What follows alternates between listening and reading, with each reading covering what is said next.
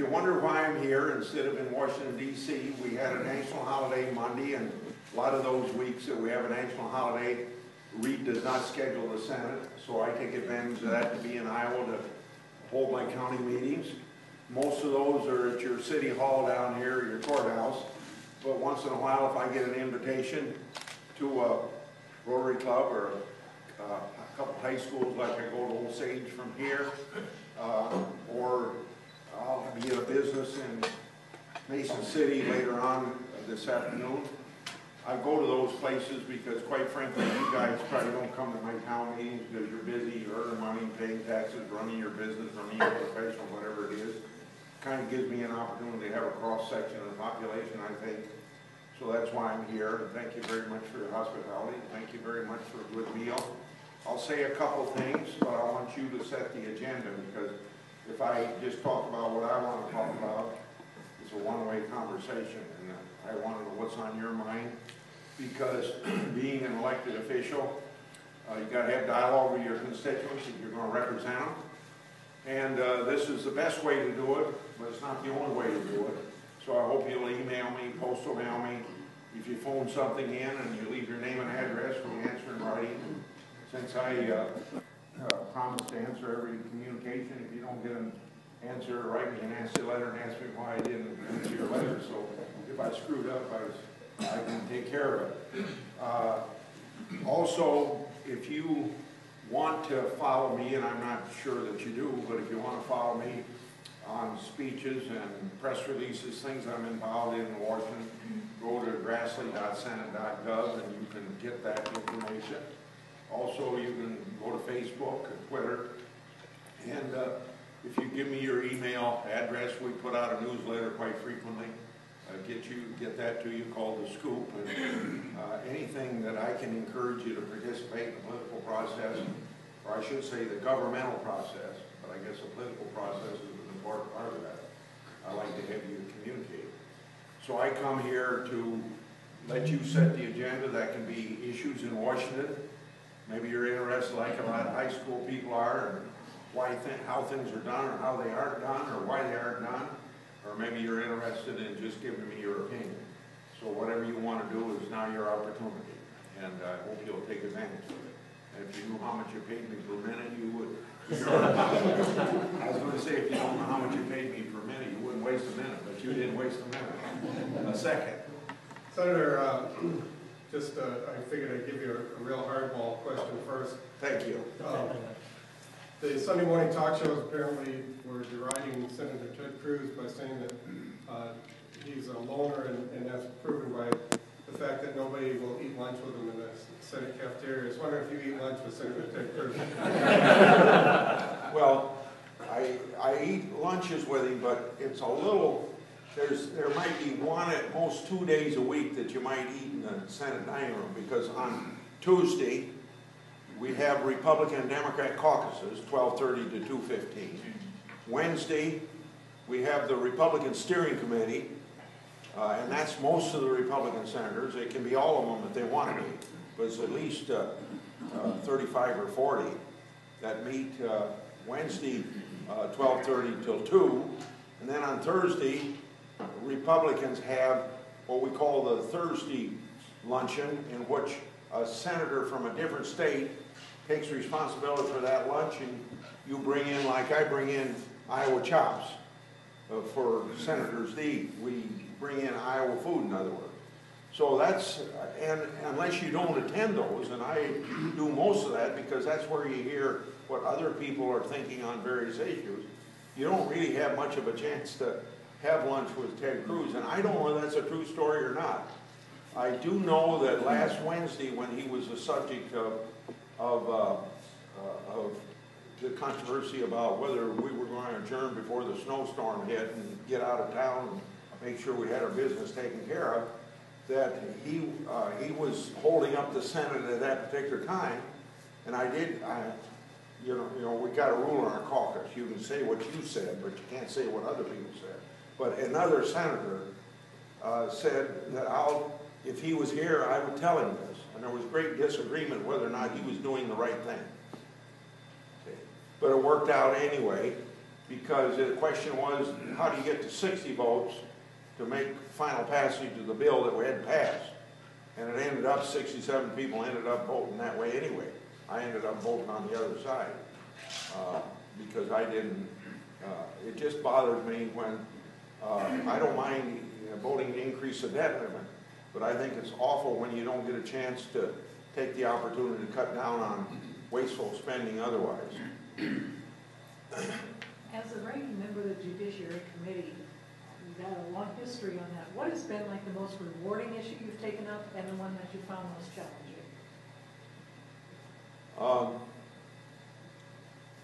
Well, the most challenging would be I had a chance to vote for it twice, but it's a constitutional amendment. It takes 2/3 vote to get it through the Senate.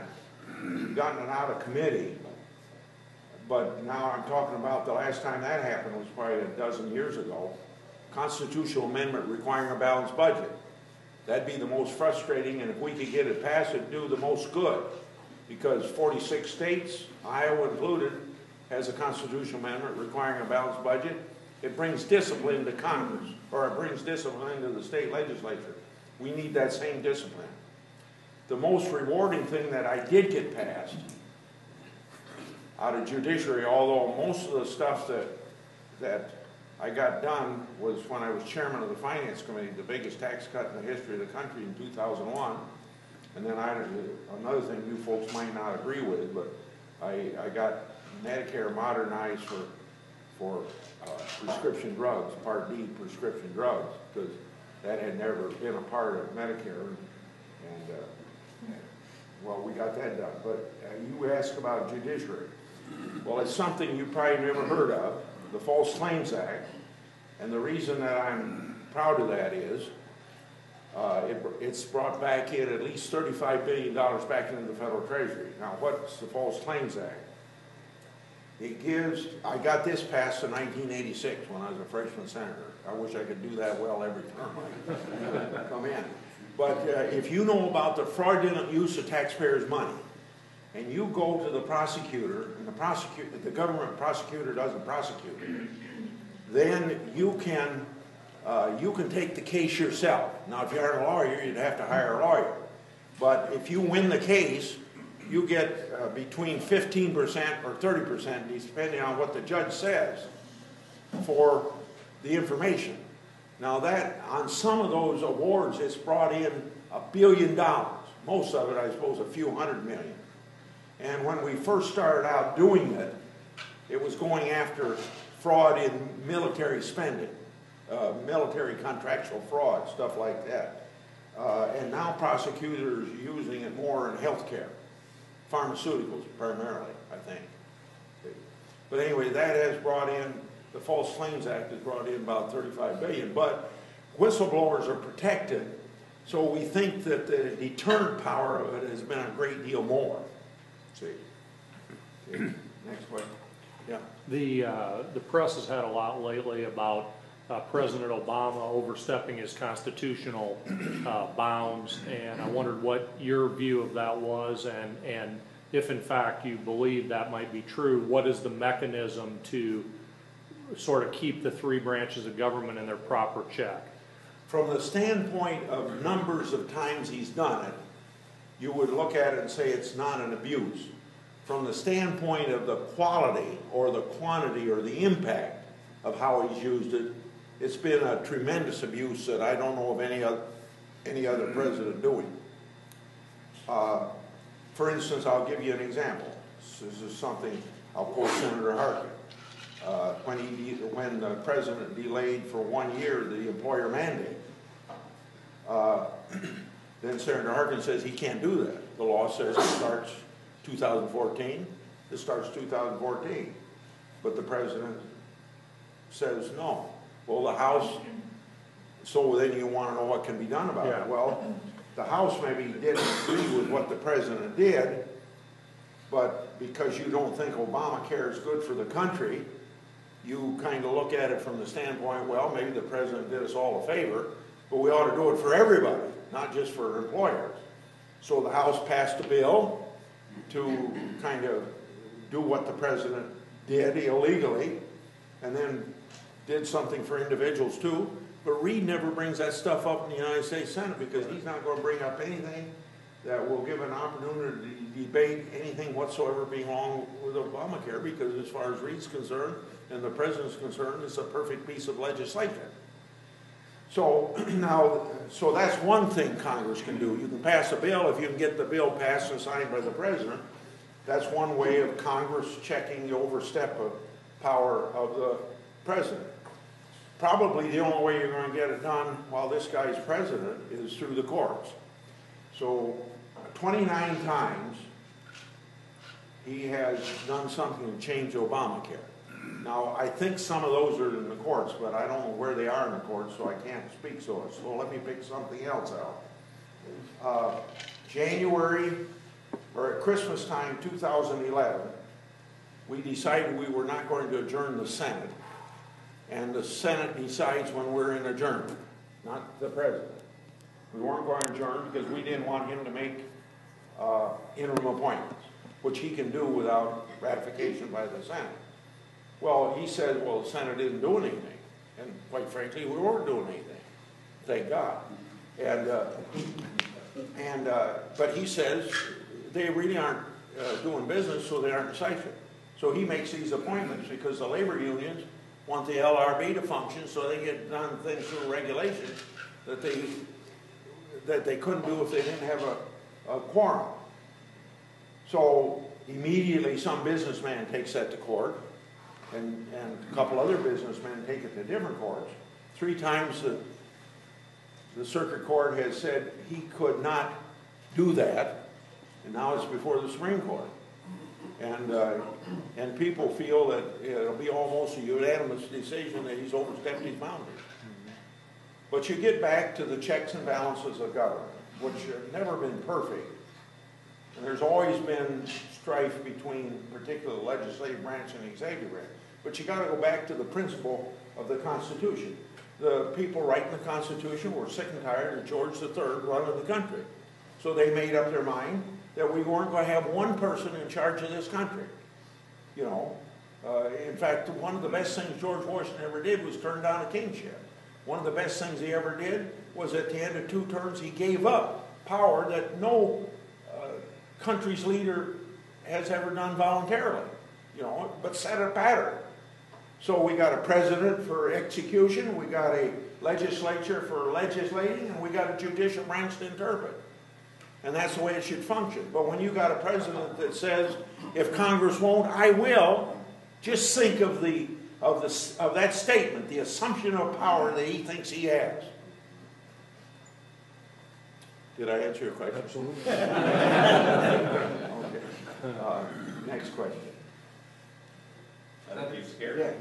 I think you scared him. Oh. I was wondering, Hey, that reminds me, one time before the budget committee, we had a whole bunch of new senators, and I get kind of worked up once in a while. And so I was speaking loud like I was to you folks, probably not knowing I was doing it. So some new senator went to an older senator that served with me and says, you know, Chuck Grassley was mad at me. What can I do to correct it?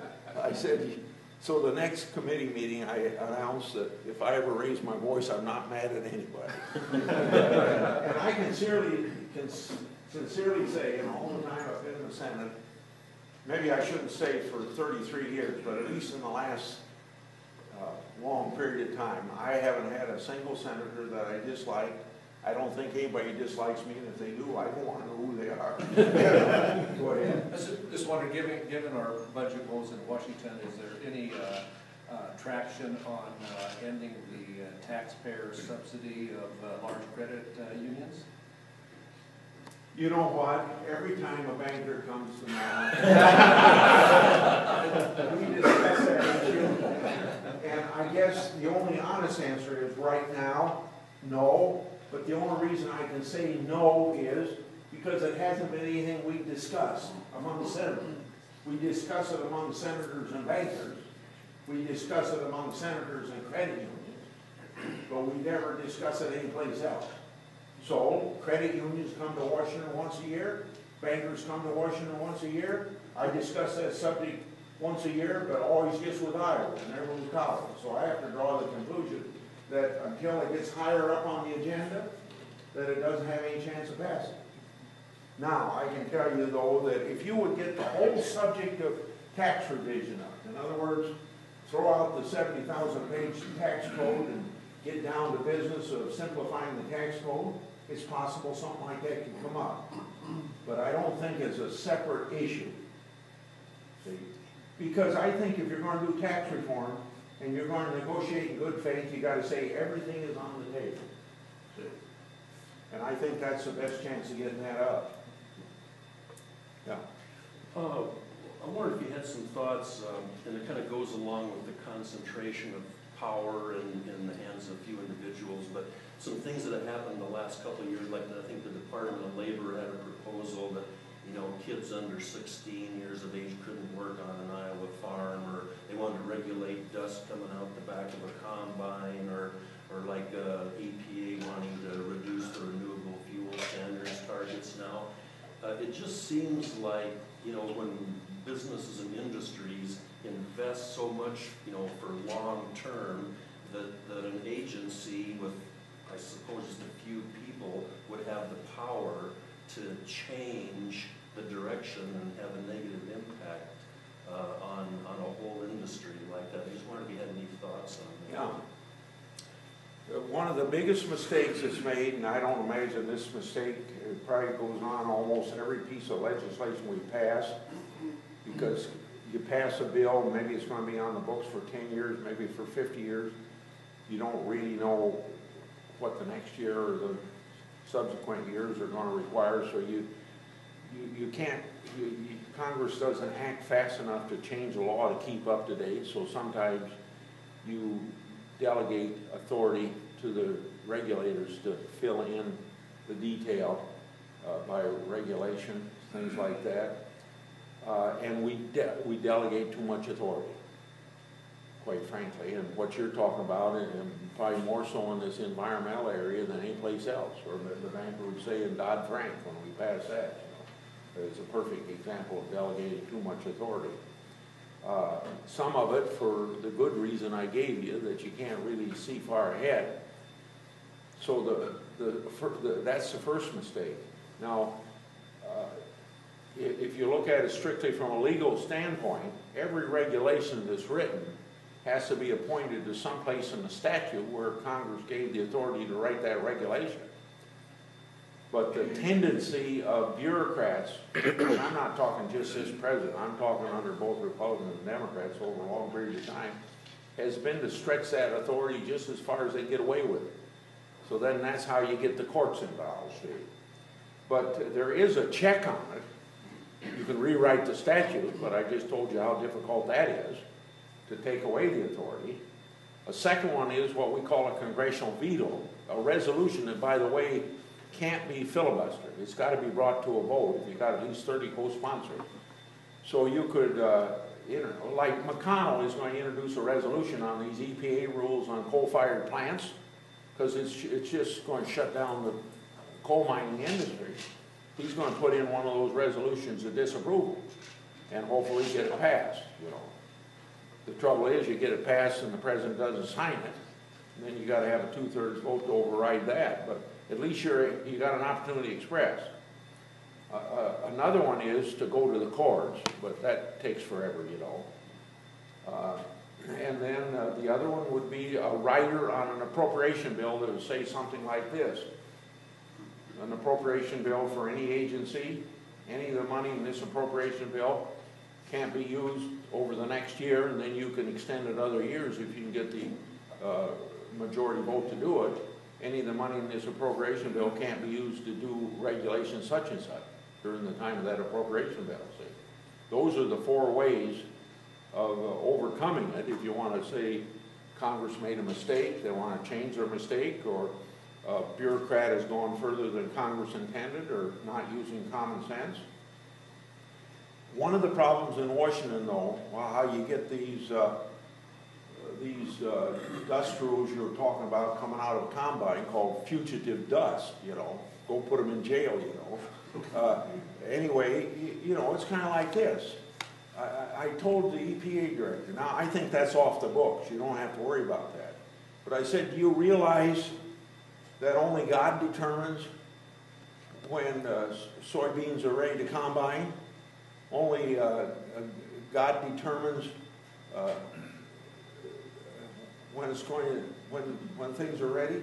I said, you know, when you combine, you have dust. You can't keep it within your boundary line because God determines when the winds blow, you know. And do you want to get things done, you know? I don't think they realize it. Washington's an island surrounded by reality. You got to get out of that. Right. Yeah. If the Republicans would take control of the Senate after the midterms, what generally speaking changes would you see, and specifically any likelihood of Obamacare repeal? Yeah. I don't see how you might get a bill through the Congress to change something in Medicare. I doubt if it'd be a repeal, but you could get things that would dramatically change some of the things that are really wrong with it. I think with a Republican president, you could get repeal. But the president's going to veto it, so you aren't going to get around that. So it's going to be the law until you get a new president. See?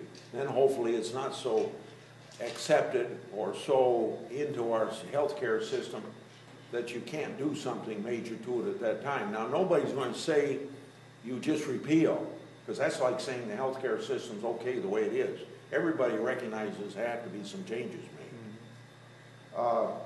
In regard to, you mentioned Obamacare as an example, but your question was broader than that. Right? Well, if the Republicans, you know, get control of the Senate in the midterms, yeah. what can we expect, generally speaking, as opposed to what I call gridlock now? Yeah.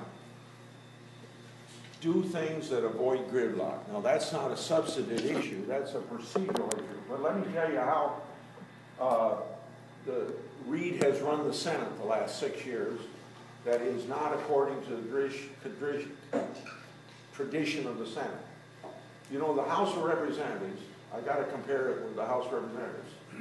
Whether the Democrats control it or the Republicans control it, and they stick together, they can ignore the minority. In the Senate, unless one party's got 60, you can't ignore the minority. So you got 55 Democrats, 45 Republicans. Eventually you got to get together and you get nothing done.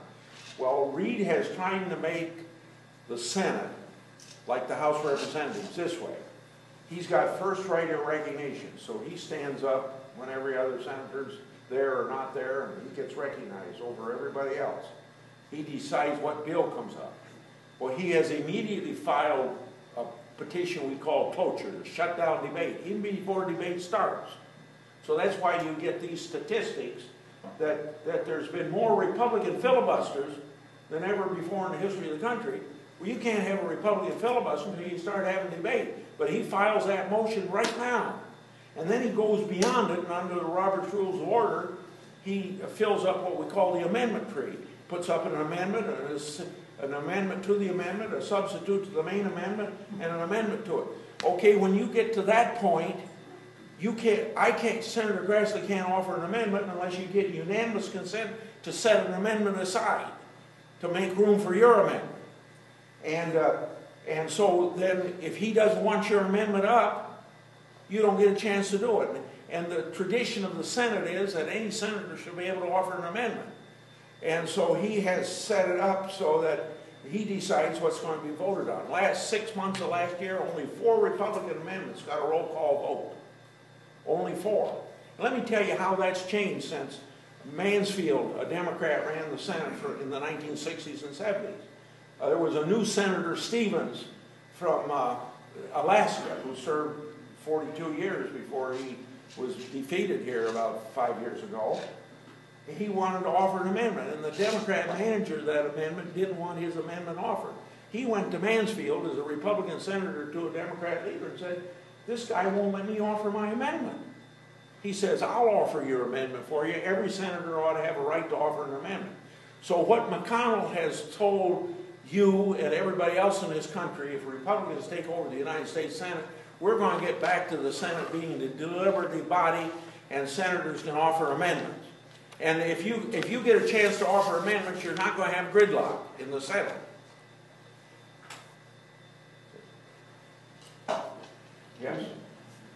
Sir, I was out in your island of non-reality last week and spent Thursday in the snowstorm and was supposed to fly back on Thursday but couldn't. And ended up renting a car and driving to Pittsburgh to get the heck out. I wanted to say thank you for meeting with us on Wednesday, but also let you know what an outstanding staff you have that works behind the scenes that we all don't ever get to see, but when you go out there and meet with them, they're fantastic. So they're to be commended as well. Thank you. I'm glad to hear that. And I hear it from a lot of people, and I probably don't appreciate the staff as much as I should, but you make me appreciate them. Thank you. They're good staff. I don't mean, I'm just the kind of guy that don't show enough appreciation. Go ahead. Yeah, I remember many years ago when Ross Perot was running for president and the NAFTA trade agreement came up for discussion. He referred to that as creating a giant sucking sound of American jobs. And I understand that we've lost a lot of manufacturing jobs here in Iowa. And I understand that there's another trade agreement that's being negotiated that's going to get fast-tracked, but nobody can tell them what's in it. Do you have any insight on what's going on there? Well, I don't have as much as I used to when I was chairman of the committee that dealt with that. And I'm still on the committee, but we Republicans have a rule, you can only be a chairman or a ranking member for 6 years, so I had to move over to the Judiciary Committee as a leader there. They're talking about one that's just about done and another one that's in process. The one that's just about done would be it's called the Trans-Pacific Partnership Initiative, I believe. That's being negotiated by 10 or 12 countries between the United States and parts of Asia. And you can get briefed on those negotiations from time to time. And we used to have a process set up so it was regular, but that process, I think, broke down. So the answer to your question is, except as, let's say, if I can give you an example here, there was something about, I got involved in trying to influence the government of Japan that they were not going to negotiate agricultural things. So we write a letter to what we call our special trade representative, which is a cabinet position that's in charge of the negotiation. And you say to him in a letter, you know, Japan's got to negotiate down their tariffs on agriculture, or we're not going to let this go through the United States Senate. But you use the word fast track, and that's even more important than what's being negotiated over here, because almost every year since 1946, at various times, usually for 5 to 7 years, Congress has passed a bill authorizing the president to negotiate. Now, the president can negotiate without our passing that bill, and he hasn't had this authority since 2007. Doesn't mean he can't negotiate, but as a practical matter, Philippines and Taiwan and Japan, and I don't know what all the countries, Indonesia, I suppose, involved, 9 or 10 countries, they aren't going to sign an agreement until we pass what you call fast track, or another name for it is Trade Promotion Authority. And the reason that's important is these other countries, they negotiate with us. They want to make sure that that's a final agreement that we're going to go along with or not go along with. They don't want Congress amending it in the process. So fast track is this. All constitutional power for international trade is Congress's. But Congress is a body of 535 people, so we can't negotiate with other countries. So we ask the president to negotiate. And then in the process of asking him to negotiate, and by the way, there's parameters in this bill, like for instance, negotiate unfair labor practices, negotiate environment. We put a new one in the bill that's pending in Congress now for fast track that would say we want you to, on currency manipulation, like China manipulates their currency. So, because that's an indirect subsidy for their exports. So we want that negotiated. So the president has to negotiate inside this law.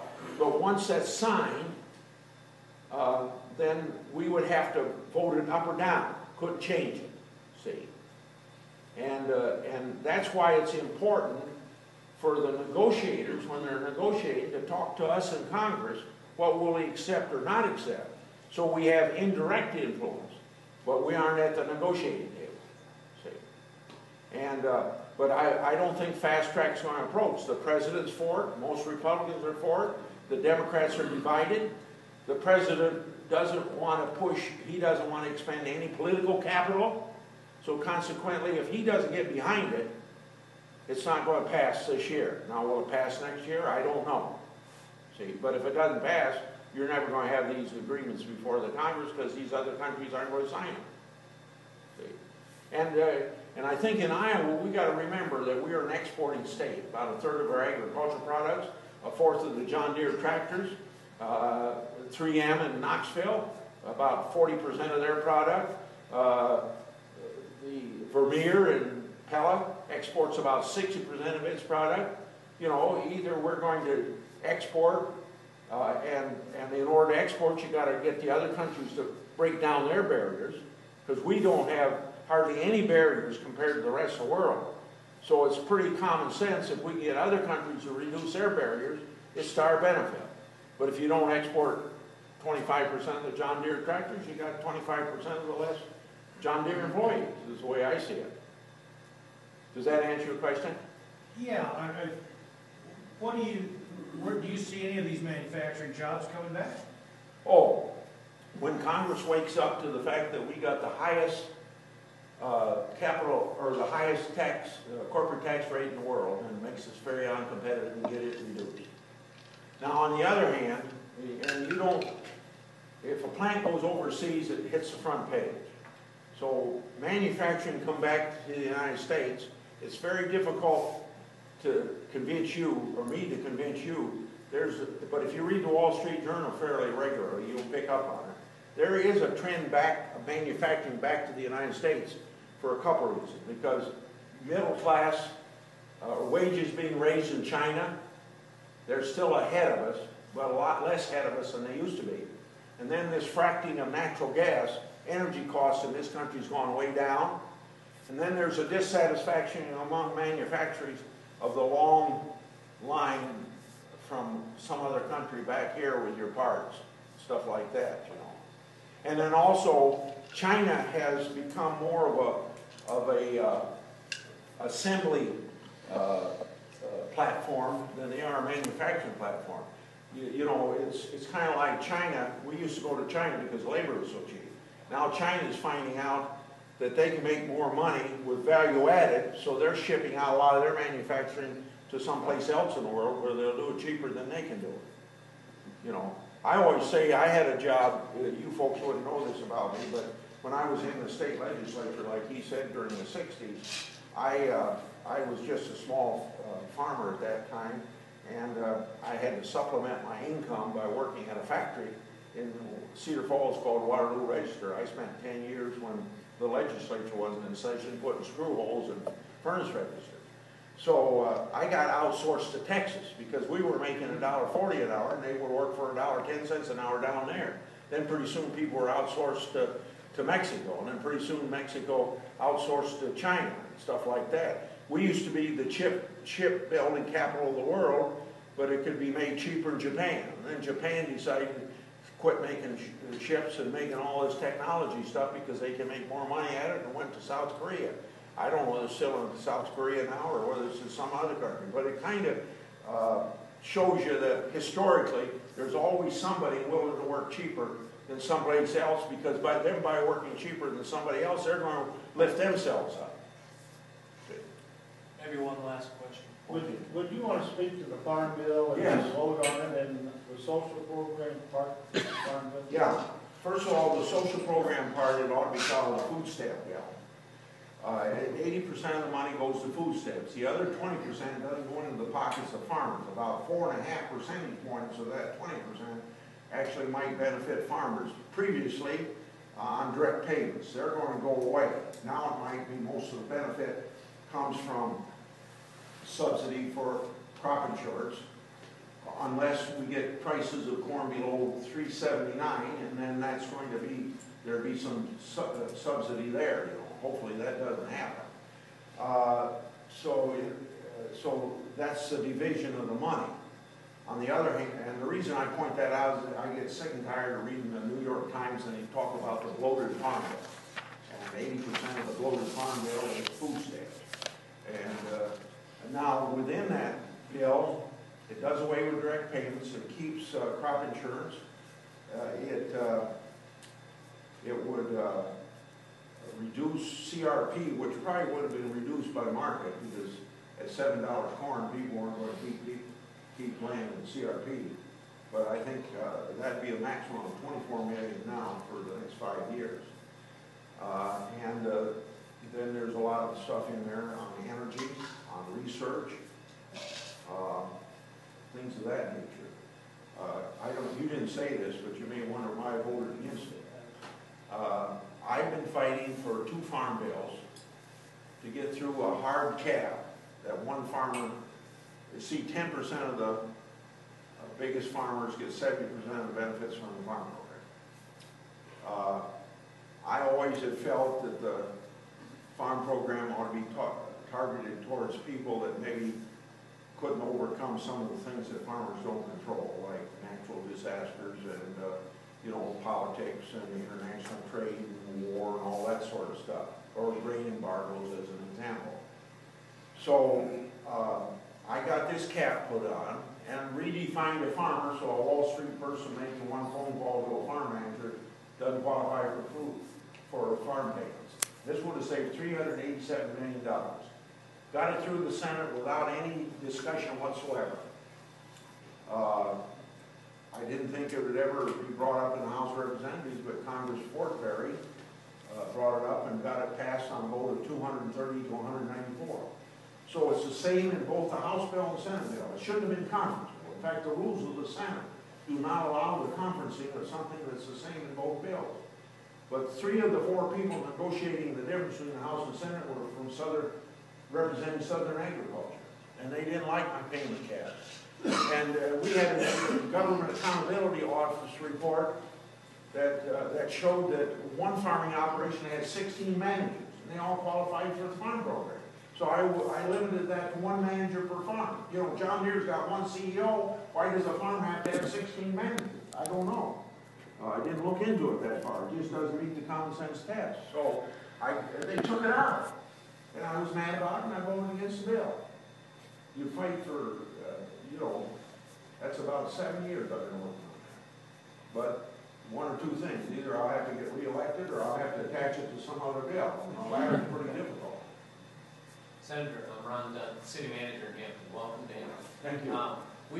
The City of Hampton's been planning the replacement of a wastewater treatment plant for a number of years. We've finally reached a point where we're looking at a bid letting. We were looking at a bid letting for March of this year. And a couple weeks ago, the EPA sent out a memo regarding the Buy American clause that is required for any state revolving fund clean water funded projects, which that's part of our funding is from the SRI. And so our engineer, our plans are in the hands of the DNR for final approval, but they haven't been finally approved, and so thus we have to comply with the Buy American. And our engineer contacted the DNR about the Buy American, what the rules are and guidelines so we can get it written into bid documents. But they don't know what the rules are and guidance because they're not prepared. And so we're now in a holding pattern for bid letting, which will hurt. I'll be glad to write a letter to EPA or make a phone call to EPA. I got some information that I can give you here. Would you, since I don't get back till Monday and this could maybe be handled in the next 2 days, could you call, isn't that Sherry? Call Sherry Kuntz. She's a Waterloo girl. She's been doing this stuff for me for 13 or 14 years. KUNTZ is her number 202-224-0489. I think 202-224-0489 goes to her desk. And you tell her you came to the, you tell her that you came to my meeting I told you to call her, I told her to call or write a letter to get these rules out so people in Iowa know what the law requires and what it doesn't require. I can give you a hypothetical here before you go on.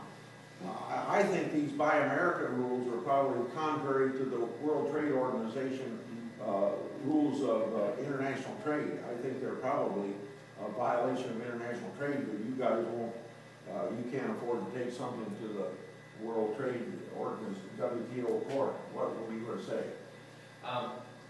She's out of the Waterloo office? No, she's from Waterloo, but works in Washington. Oh, okay, all right. 202-224-0489. And if you get somebody else, tell them to transfer you the sheriff's number.